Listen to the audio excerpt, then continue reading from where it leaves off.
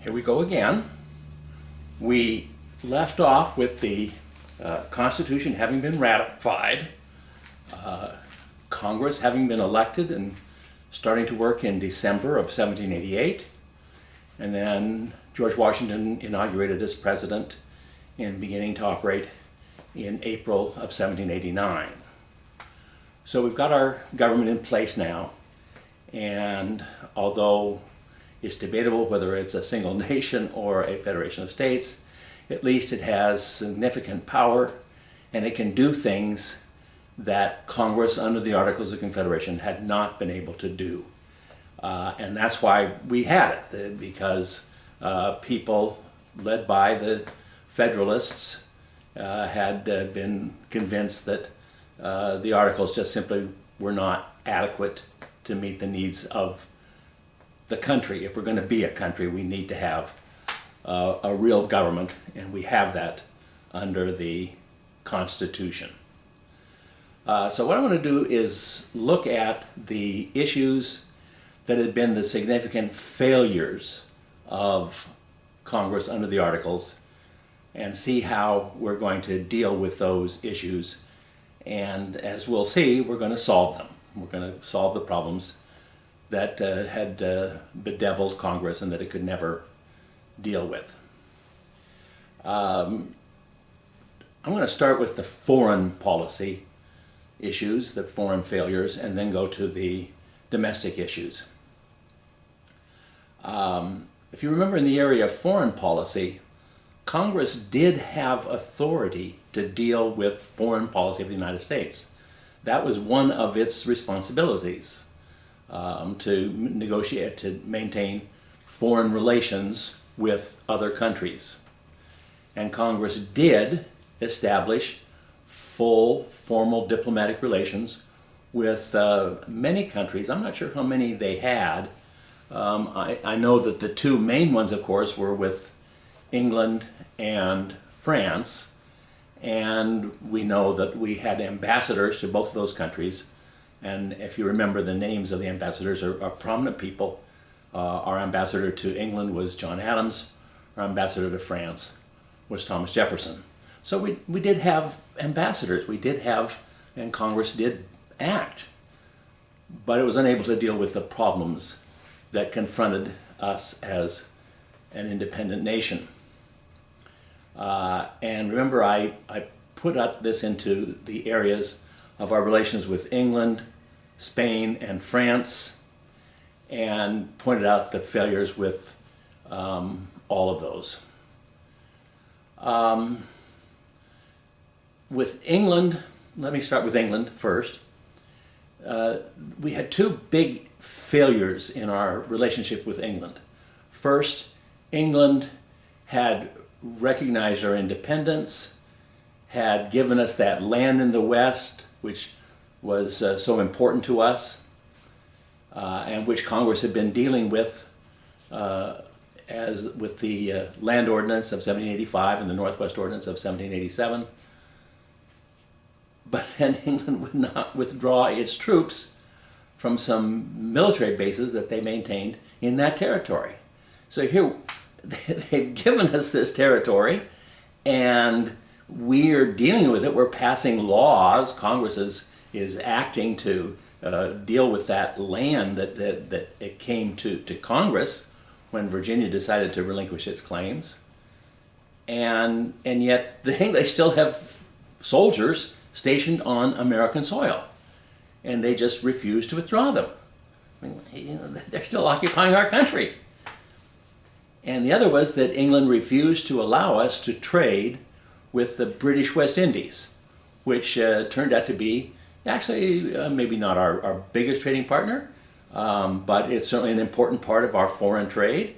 And we counted on trade with what had been English colonies, and we had been English colonies, and yet now England won't let us trade with its colonies in the West Indies, in the Caribbean.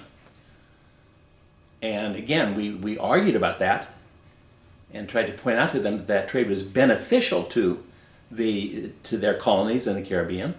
They relied on us as a market for their sugar, and they relied on us as a provider of basic food and other necessities, and yet England just said they didn't care. They weren't going to let us trade with their colonies.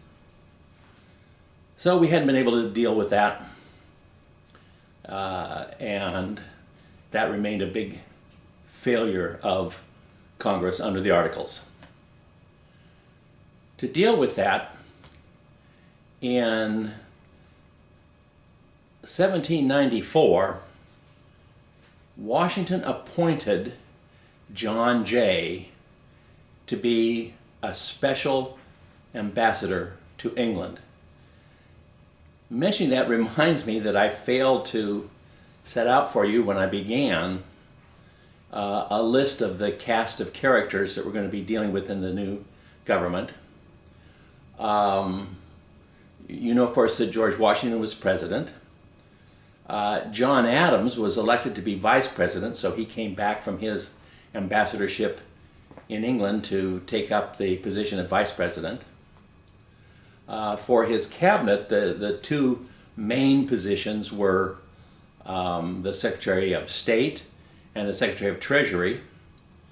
As Secretary of State, Washington appointed Thomas Jefferson, so he gave up his ambassadorship in Paris and returned to the States to become our first Secretary of State. Washington also appointed a longtime friend and associate, a man who had served on his staff during the war when Washington was the commander, the supreme commander of the U.S. military forces. And that, of course, was Alexander Hamilton, very familiar name. And he came back and took over as Secretary of Treasury. As first Supreme Court Chief Justice, Washington appointed John Jay, the other author of the Federalist Papers, is a name you know. So that's what reminded me, remembering that John Jay resigned as Secretary of State, as Supreme Court Justice, as Chief Justice of the Supreme Court, in order to take over the position as a negotiator for the issues with England. And this tells you something that I'm going to be coming back and mentioning maybe a couple of other times. As of 1789, when Jay took over as Chief Justice, we didn't exactly understand what the Supreme Court was supposed to do.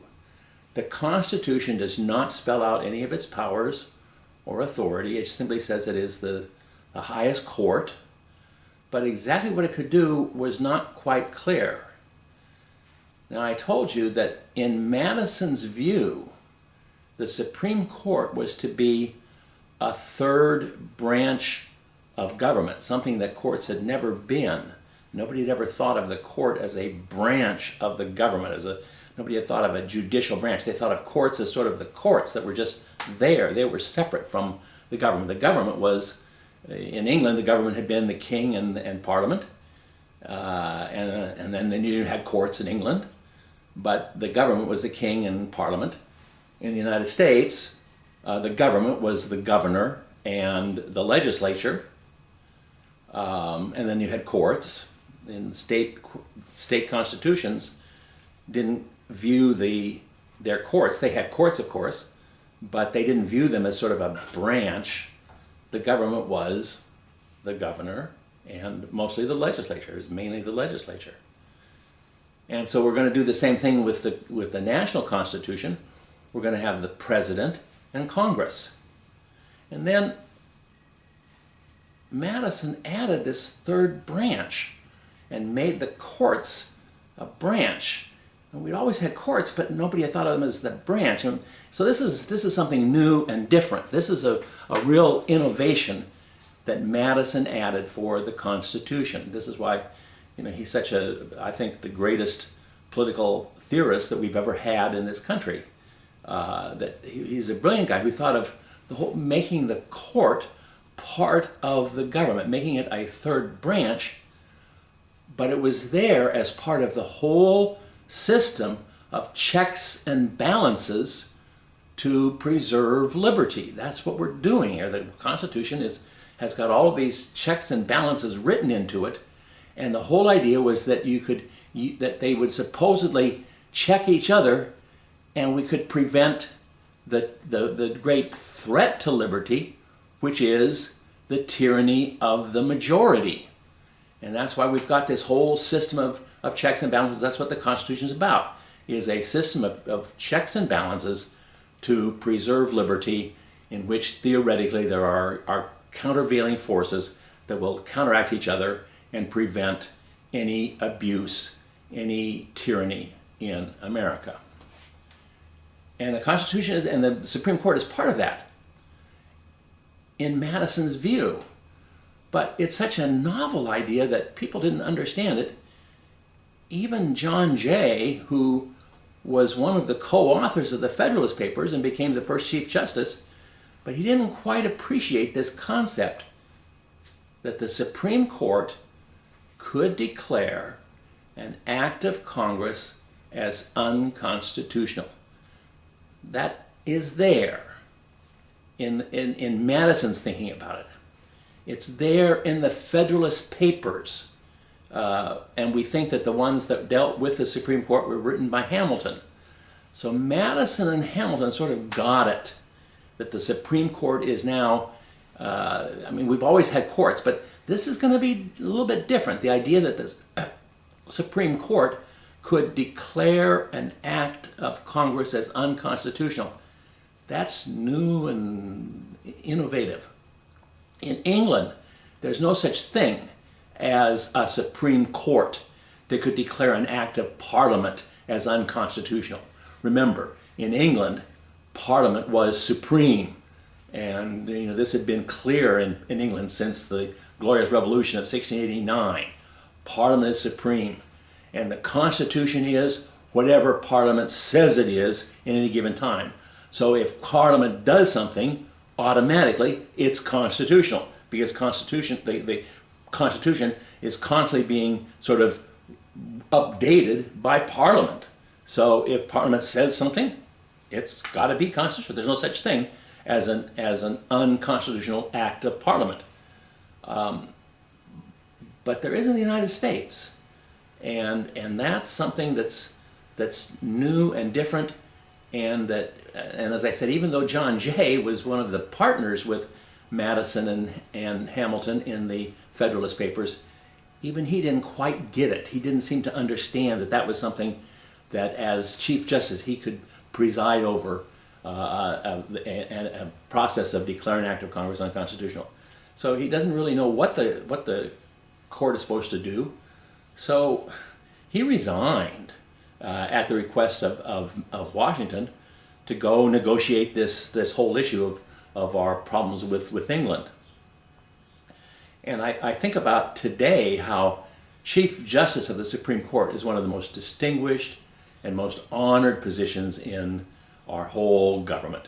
And the idea that a Chief Justice would ever resign just to go off and do some diplomatic work, a one-time deal, is just unthinkable. But that's what happened in 1794, when Jay resigned as our first Chief Justice, having basically done nothing as Chief Justice in the 5 years that he'd served. So he goes off and he negotiated with England, and he came back with what we call Jay's Treaty. This is a treaty with England that John Jay negotiated. And in that, England agreed to withdraw its troops from the forts that they still were maintaining in the American West. And England also agreed to allow American ships to trade with its colonies in the West Indies. So it looks like Jay had a very successful negotiating session with England, and that he was very successful in negotiating a treaty that was exactly what the United States needed and had wanted. And you might think that he then returned to the United States to a hero's welcome for having accomplished this. But you would think wrong. John Jay's treaty was extremely unpopular in the United States. There were riots in opposition to Jay's treaty. There were big rallies to oppose it and to denounce it, and to denounce John Jay, who, I mean, the poor guy, he says, I could have stayed a Supreme Court judge, Chief Justice of the Supreme Court, and not had all this trouble. I mean, I resigned, and look what I get for it. Everybody hates me. Why was Jay's Treaty so unpopular? Well, there's a little bit more to it than I've told you up until this time. I mean, I've sort of like to be cute here sometimes and try to leave you with these situations and then say, ha ha ha, here it is. Here's the story. People pointed out that why did we need to get a treaty to have England agree to withdraw their troops? We already had a treaty. The original treaty ending the war, the Treaty of Paris of 1783, had provided for English troops to be withdrawn. So why do we need to make another treaty to get England to do what they've already promised they're going to do? I mean, who says they're going to do it now just because they promise again? They'd already promised, so what's the deal? That it doesn't amount to anything. And as far as trade with the West Indies is concerned, yes, we could, but there was a size limitation on the ships that were allowed to trade with the British West Indies. And it's a number that doesn't mean anything to me. It's so many tons, and I don't know what that means. But the point is that it was pretty small ships. Most of the American merchant fleet would not be qualified to enter into a British West Indies port. So it's going to be a very limited opportunity to trade, and only in what were relatively small number of merchant ships. Most of the American commercial fleet would have been larger than what was allowed by the treaty. So people said the treaty didn't really accomplish anything. But then there's something else that the treaty did provide that I haven't been telling you about. In the Treaty of 1783, the original Treaty of Paris, which ended the war, the United States had agreed with England as part of the whole treaty trade-off process, which is treaties are trade-offs. They're contracts, and like in any contract, there's something for each party. I mean, that's what a contract is. Party A agrees to this, party B agrees to that, and so that's the basis of contracts are people agreeing to do things to the benefit of each other. And one of the things that the United States agreed to was that debts owed by American businessmen to British businessmen would still be valid. See, during the years before the Revolution, in the normal course of business, going back and forth, very often English merchants, English businessmen sold to the United States goods and products that were more valuable than what the United States, what American merchants sent to the English. So in order to make that happen, in order to be able to do that trade, the English merchants had to sort of in effect loan money to the Americans. They would send things that had value, that was greater than what we were providing them. There's not a lot of money involved. It's all done on trade. It's just exchange of commerce, exchange of products. But what we sent them was less valuable than what they sent us. So they were in effect loaning us money. And they had made many loans to us, which American merchants had agreed to, and they've signed documents agreeing that since I didn't really send you as much stuff, I'll owe you some money. And that had been going on for many years, and a lot of those documents had accumulated over many years. And by the Treaty of Paris of 1783, the United States acknowledged that those debts were still valid. I mean, they're legitimate debts. They're real business deals, and they're honest debts that we honestly owe to English merchants. And so that's part of the Treaty of 1783 that granted us our independence.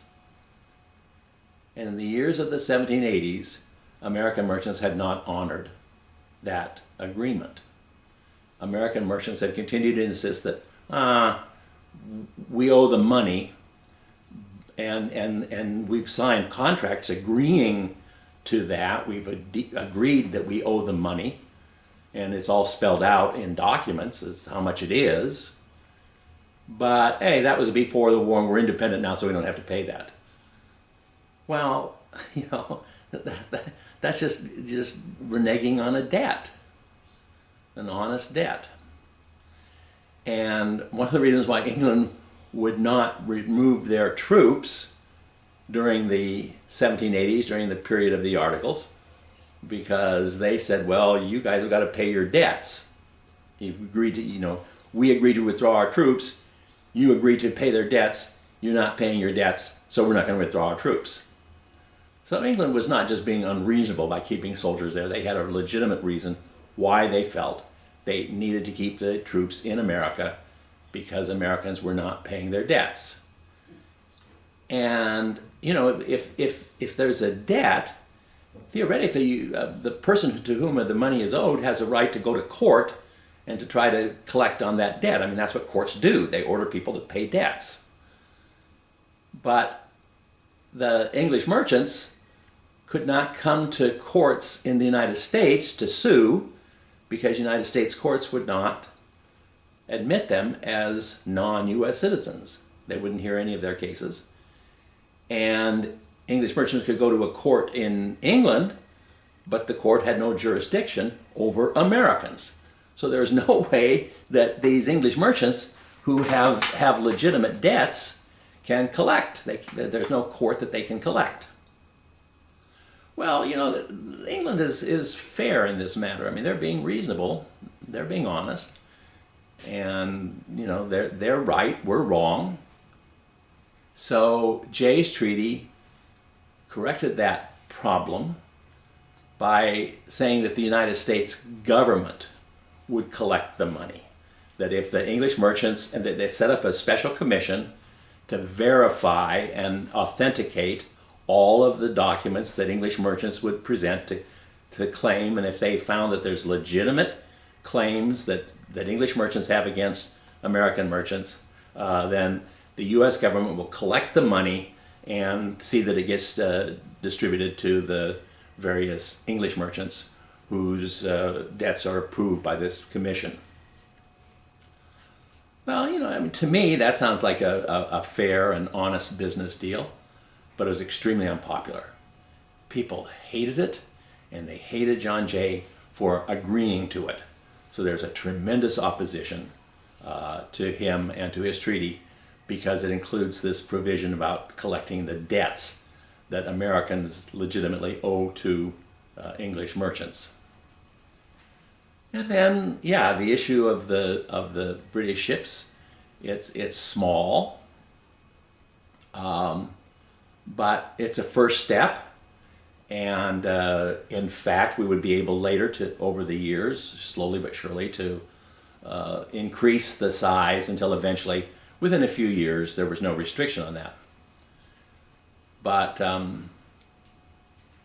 Washington had to get the Senate to consent to the treaty.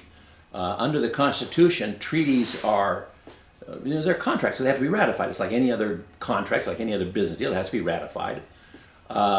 Treaties have to be ratified by the president, but the Constitution stipulates that the president can ratify a treaty only with the advice and consent of 2/3 of the Senate.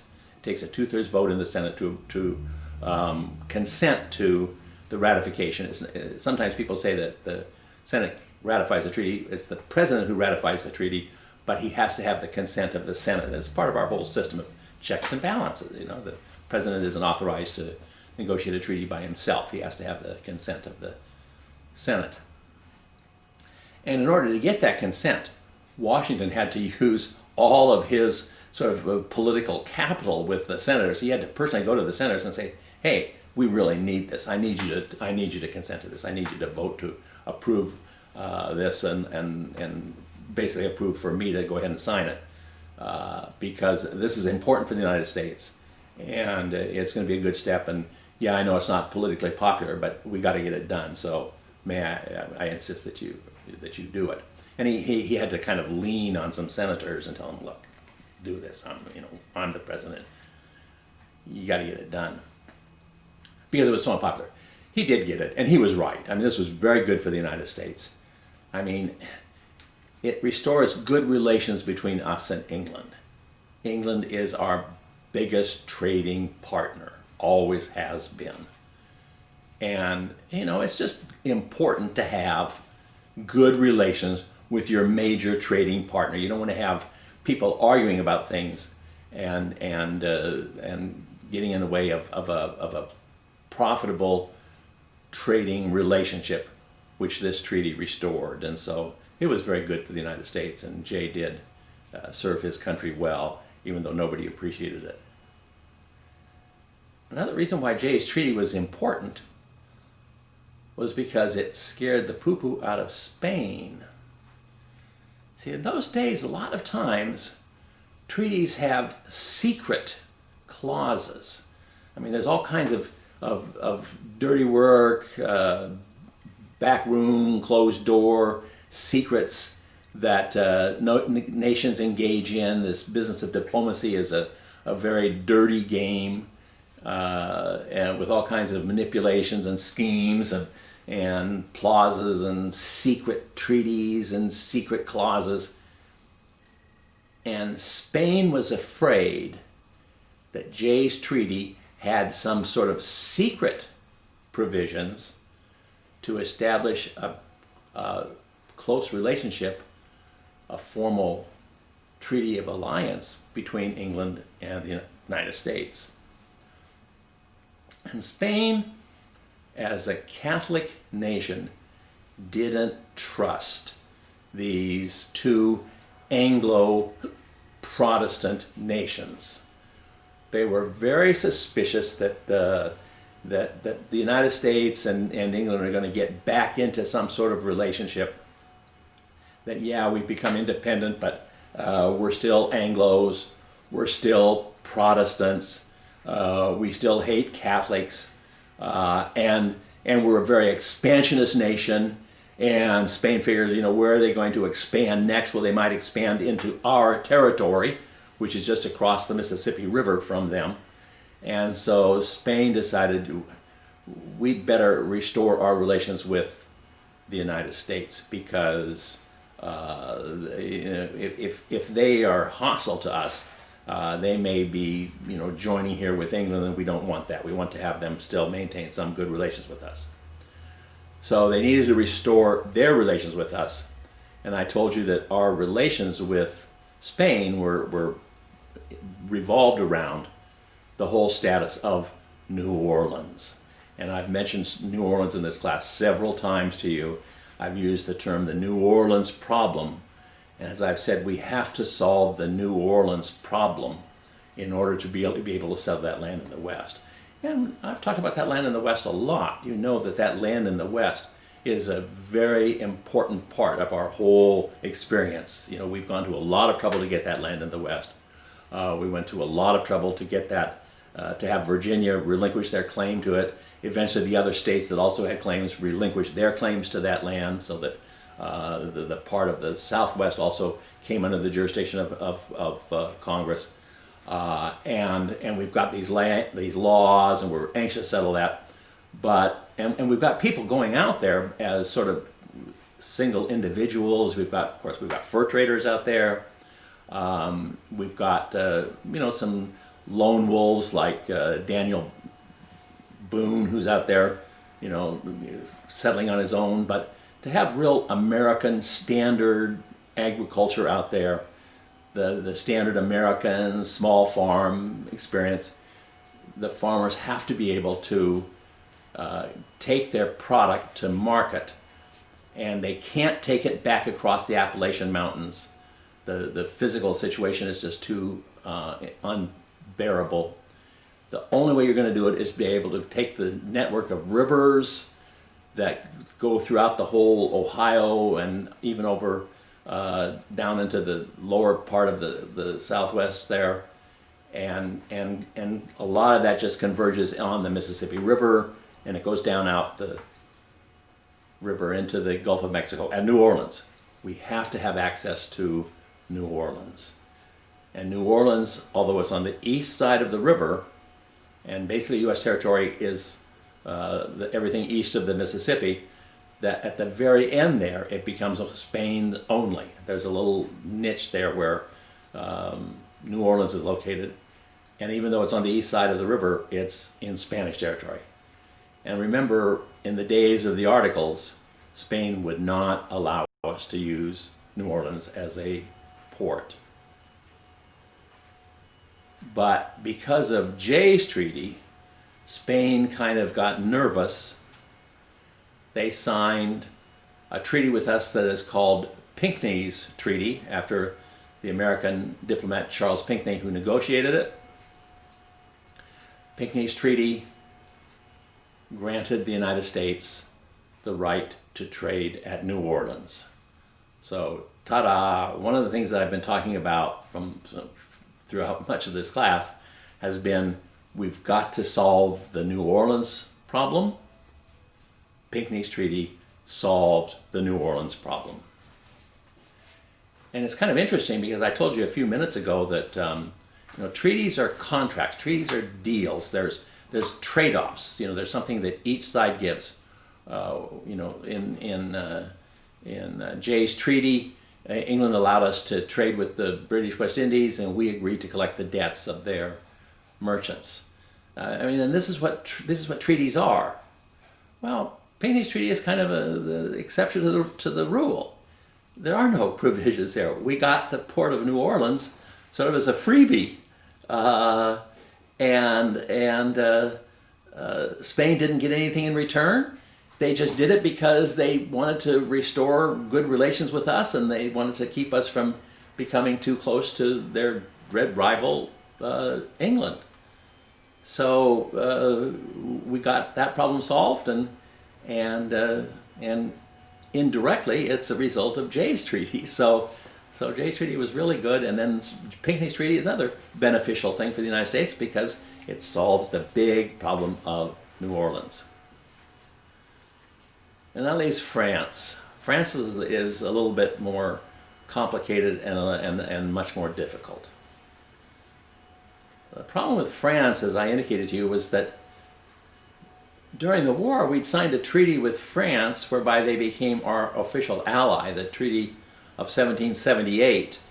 That was one of the keys to France aiding us during the war, and one of our great diplomatic accomplishments, to get formal recognition by France and to have France become an ally of ours, official military ally during the war. That was very important. It was a very beneficial treaty. But the war is over, and that treaty, which is still in effect, has become a real burden for the United States. It's become a real sore point. Because, as I indicated to you, France expects us to support them as they had supported us in all of their diplomatic dealings. And as I was telling you a few minutes ago, European diplomacy is just a snake's pit. It's just a bad scene where there's all kinds of special deals and intrigues and plots and schemes. A lot of it has nothing to do more than to enhance the glory of a monarch, and monarchs are all trying to get special deals, and there's all sorts of stuff going on. And the United States doesn't want to deal with any of that. We don't want to play that game. We don't want to get involved in European diplomacy. We don't want to get involved in the politics and the dirty deals and stuff like that Europeans are so accustomed to doing. We're very simple. All we want to do with the rest of the world is just trade peacefully. We just want to make money. We just look on Europe as a big market for our products. We're interested in marketing our products anywhere in Europe that we can. Of course, the biggest obviously is England itself, but we're always looking for ways to trade in other parts of Europe. All we care about is trade. We don't care about any of these little deals that France wants to play in their games, and with all of the different duchies around in Italy and the little principalities that are now Germany. The German princes. There's I don't know how many. There's a dozen or so at least. Little German dukes and so forth that have their little principalities or whatever. And we don't care about any of that stuff. We don't care anything about that politics. Just just let us trade. We just want to do business. We're just here to make money.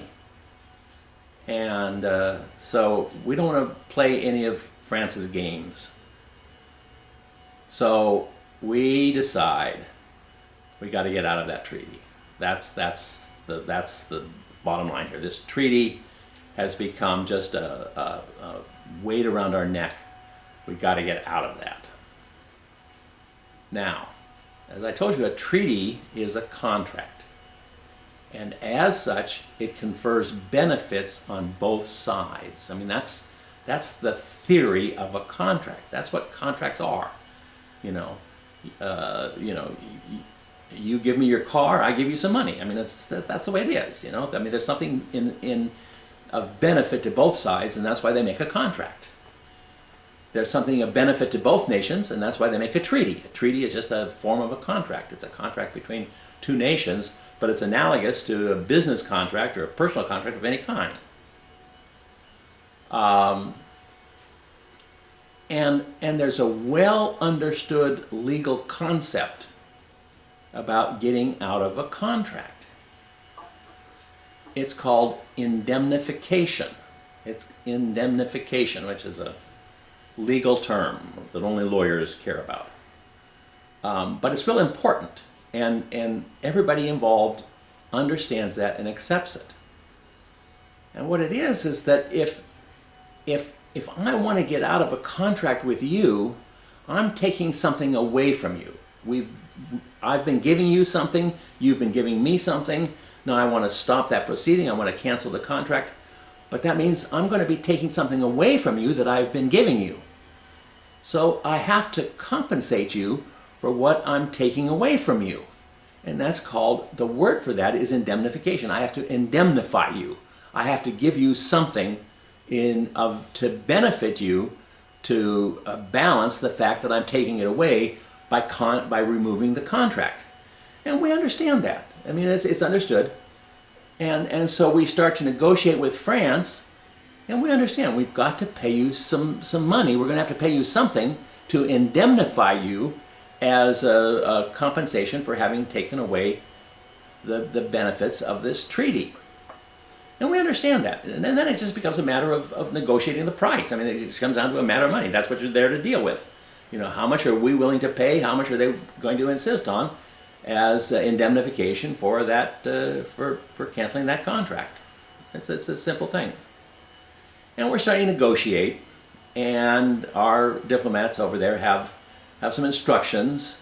This is now into 1797 or so, and by that time I'll have to catch you up on domestic politics.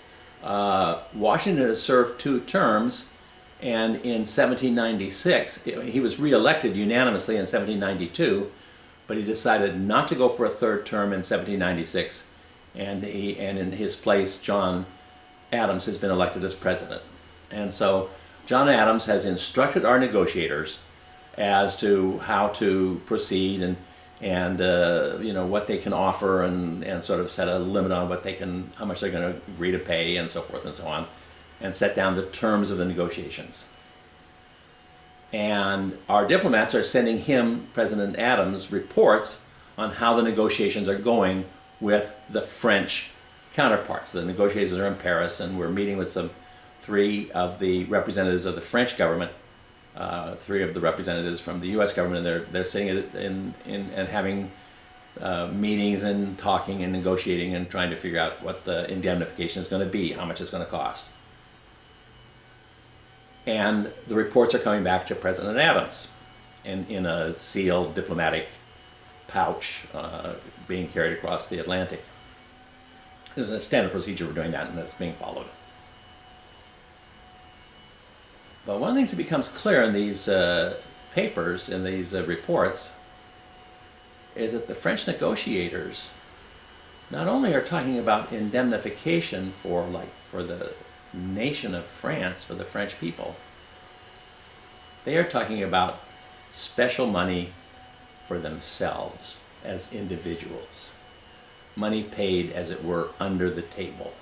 A word that you might want to use for that is a bribe.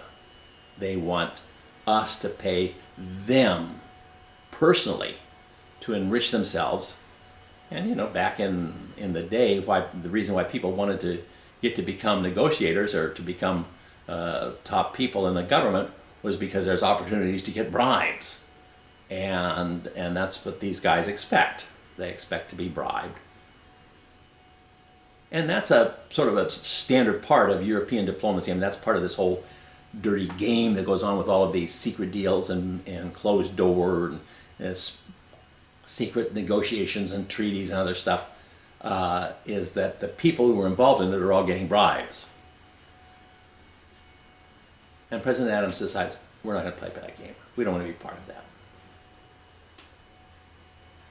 So his dilemma is how to get the negotiations to go without having to pay bribes to the 3 French diplomats.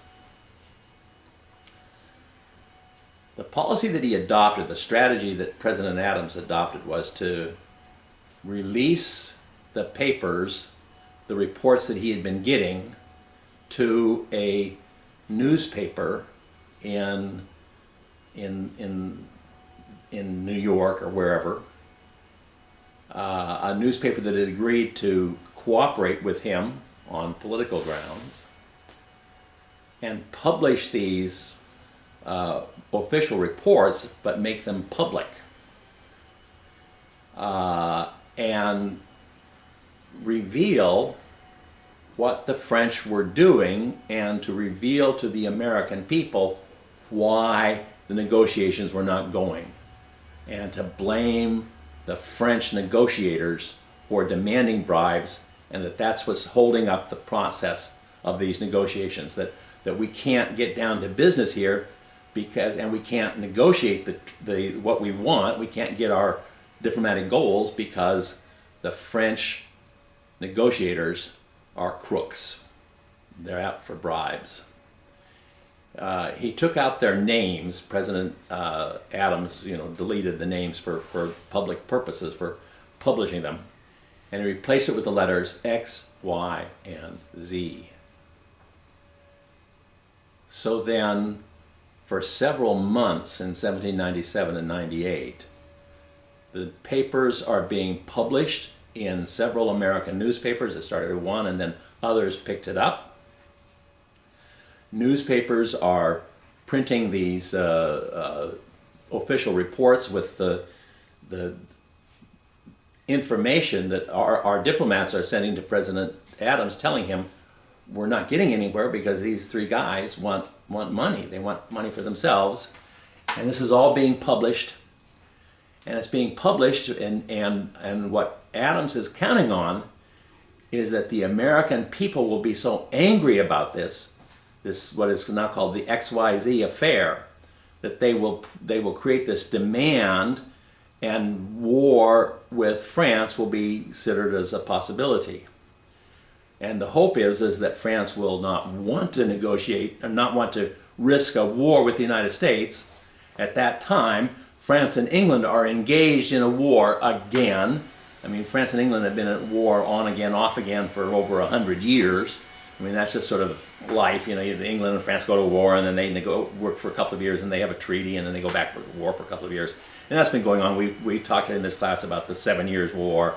And then there was the Revolutionary War, which became a war between England and France, along with other things. And then there was the Treaty of 1783, which ended that war, but now it's on again. And it's complicated because meanwhile there's been a revolution in France. The king has been executed. France has established a republic, and England doesn't want to see a republic, so they don't like the idea of having republics. They'd lost their colonies to a republic, and now they've got their main enemy as a republic, and so they don't want that. They're trying to restore the monarchy in France, and so there's a war between England and France. And the hope is that France won't want to have to deal with the United States. They've got a war on their hands with England. They don't want to have a war with us. That's what Adams is counting on. President Adams is counting on that, and he's hoping that they will then come back to the negotiating table and drop this demand for bribes. So for several months there, in late 1797 and early 1798, there's what is sometimes called a quasi-war, a threat of war between the United States and France. And the United States is threatening to go to war with France. The American people are out banging the drums and leading all sorts of editorial news in newspapers denouncing France, threatening war. Politicians are making speeches. Congress is passing laws to threaten France. Congress did such things as to establish the Navy, to have a Navy. We'd had the Continental Army that we set up during the war, but we haven't had a Navy. And so we're going to have now, in 1798, Congress established the U.S. Navy as part of their methods to threaten France and to scare France into thinking we're going to go to a war. And President Adams really does not want war. He's trying to use this as an issue to threaten France, to get them to negotiate what we want to deal with on this whole treaty that we're trying to cancel. And he's hoping that he really doesn't want war, but he's threatening it to scare the French into coming back to negotiate. So this quasi-war goes on through several months. There's all sorts of talk about war. The French Navy is seizing American shipping in the Caribbean. The Congress is approving a measure to set up a special supplement to the Army.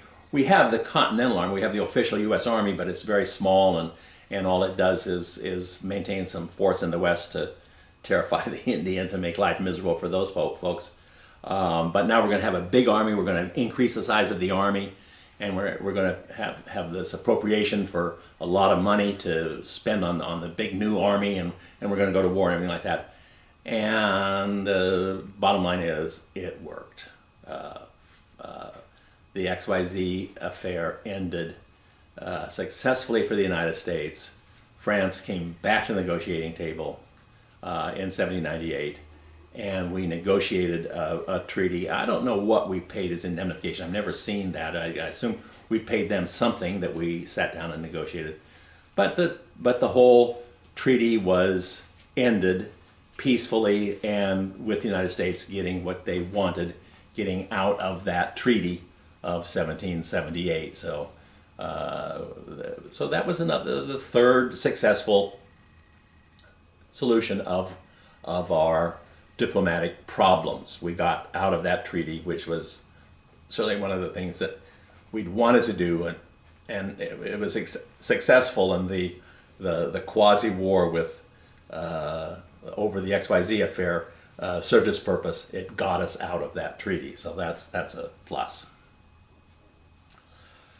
So in terms of foreign policy, all of our problems are settled, and they're settled in a way that's beneficial to us, that works for us. We got what we wanted, we got what we needed. So this is very good. So you have to give credit to President Adams, and then his successor, President Washington, and then President Adams. They oversaw the foreign policy in a way that worked, and they served their country well with help from John Jay and Charles Pinckney and President Adams and the XYZ affair and the threat of an army and everything like that. Now, one of the other things that came up during that time, though, that I want to mention that's a little bit of a off the subject, but it relates to an important theme. One of the things that Congress did as part of their war spirit, and we're threatening to go to war and all those things, Congress passed some laws that were supposedly designed to protect us in the event of war. And we're threatening to go to war, and so there's a fear that in wartime we need to maintain some sort of unity. We cannot have any criticism of the president or of other government officials in a time of war. We have to be united. We have to support the president. We have to support the government. And so with that in mind, Congress in 1798 passed a couple of laws that are supposedly designed to support the government in war. Among those are two laws called the Alien and Sedition Acts. The Alien and Sedition Acts. The Alien Act, basically, they both are similar in that they both prohibited criticism of the president or of other government officials. They made it illegal to say anything negative about the president. The Alien Act said that if the person who did it was a non-U.S. citizen, he would be deported. It provided for excluding those people from the country.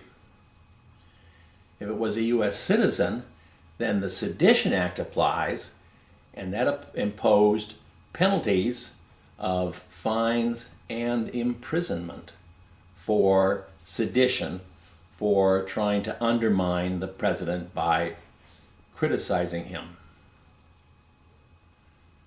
Well, think about this. What does this look like to you? I mean, I wish I could have a classroom here where we could talk about it, because I think and I hope that you would get the idea pretty easily.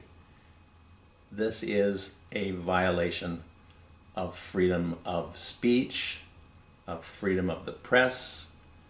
It's a violation of the natural rights on which this country is supposedly based. It's blatant. It's just, it's just saying, if you say anything that's negative about the president, you're committing sedition and you're going to jail. Well, this is unconstitutional.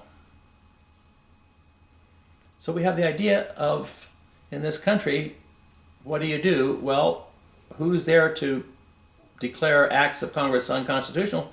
Well, that's the role of the Supreme Court. That's why we have a Supreme Court, is to declare things like the Alien and Sedition Acts as unconstitutional, which they clearly are. But as I was saying earlier today, that idea hasn't really quite caught on yet. We don't quite understand that. That whole concept is so innovative and so original with Madison and so forth and the Federalist Papers that people don't quite understand it. So what happened instead was that two state legislatures, the legislatures of Virginia and Kentucky — Kentucky is a new state — their state legislatures met and adopted what are called the Virginia and Kentucky resolves. Obviously, just some resolutions adopted by the legislatures. The legislature of Virginia adopted the Virginia resolves. The legislature of Kentucky adopted the Kentucky resolves. They were actually both written secretly by Madison. Madison is a member of Congress, and he wrote the Virginia resolves. Jefferson, and he just worked with people in Virginia, friends that he knew in Virginia from his days there, who were in the legislature, and he worked sort of behind the scenes to draft the Virginia resolves. And Jefferson, Thomas Jefferson, did the same for the Kentucky resolves. And Jefferson, and I have to explain how this happened, we have to look at some of the political things here. Jefferson was president of the was vice president. He's vice president, and he's working sort of behind the scenes to draft a set of resolutions by the by the Kentucky state legislature. And they first of all said that as state legislatures, we have the right and the power to declare an act of Congress unconstitutional. And what they're saying here is, on this big debate over whether we're a single nation or a federation of states, these documents are asserting that state legislatures are still sovereign, that state legislatures are superior to the Congress of the whole country, and that a state can declare an act of Congress unconstitutional. And that's part of this whole idea that we're a federation of states. So the legislatures denounced those laws, and it was state legislatures, because the Supreme Court didn't know what it was doing. State legislatures declared those measures unconstitutional. And the whole issue became moot because the treaty was canceled, and so the whole Kentucky and the whole Alien Sedition Acts became sort of irrelevant.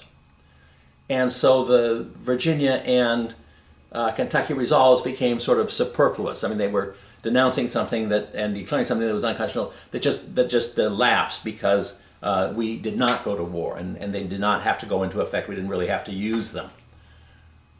But the idea is there, and we're still then got unresolved this whole question of what does the Constitution establish? Does it establish a single nation or a federation of states? And clearly, here is the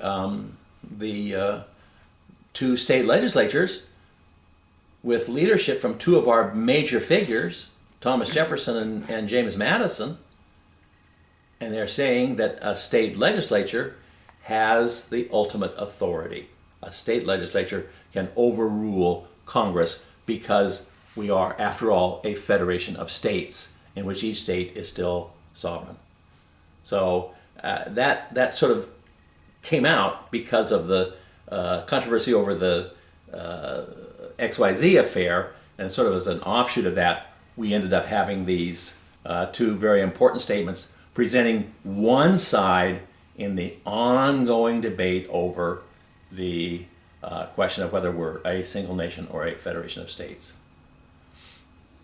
Well, I've been kind of skipping over some of the politics of what's going on because I've been focusing on foreign affairs. In our next lecture, I'll have to get back to the domestic affairs and look at some of the politics, because there's a political issue behind the Alien Sedition Acts. There's some politics involved in that I'll have to explain to you as part of the whole look at the political developments in this country.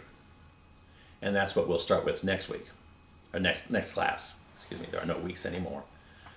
Now, for your question for the lecture, let me just ask you, what were the two main provisions of Jay's Treaty that England consented to satisfy the United States? What were the two issues that Jay's Treaty got from England?